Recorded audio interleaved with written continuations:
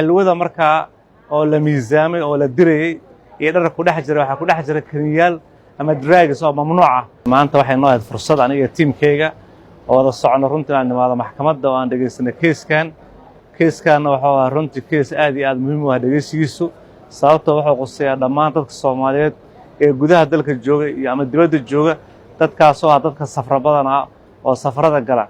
Marka waxaan dareemayaa dad badan oo Soomaali ay dad kala caawiyaan waxyaabo fara badan ay ka caawiyaan ayagoon ka fiirsan caqabadaha ka imaan kara. Marka keeskan wuxuu ahaa gabar Soomaaliyeed oo shaqaysata oo agency leh ayaa markay ka bixaysay magaalada Muqdisho garoonka iyadoo u socotay Jidda Sacuudi Arabiya ayaa alaab loo dhiibo leeyahay alaabtan horena ugu maaragtay taagan horena ugu qaad.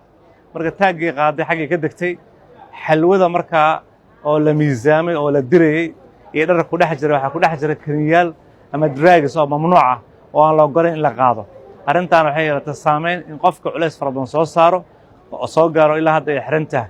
Marka waxaan rabay inaan ka faa'iideysto dhinaca wacyigelinta ummadda Soomaaliyeed inay ka fiirsadaan alaabaha ay dadka u qaadayaan, taaga dadka ay u qaadayaan, mas'uuliyadda ay qaadayaan aysan ogeyn, alaabada iyagu aysan miisaaman ay diranayaan, taasoo dambiyo waaweyn u keeni karta runtii. Maxkamaddan waxaan ku faraxsanahay presentation ay sameeyeen iyo siday wax u soo bandhigeen runtii aad iyo aad uga faa'iideysanay ama kaamirooyinka ama wax walba. Annaga runtii waxaan sameyn doonaa wacyigelin ku aadan arrinta dadka Soomaaliyeed waxaan uga digaa alaabada aysan lahayn ama aysan iyagu wadan iyagu aysan taag aysan soo qaadan oo iyagu aysan miisaaman inay ka fiirsadaan inay ka digtoonaadaan sababtoo caqabadaha ka dhalan kara ma qaadi karaan. Maxkamadduna aad iyo aad u mahadsan tahay. Anaga sharaf ay noo ahayd maanta runtii inaan meeshan nimaado waana ku faraxsanahay siday u shaqeynayaan.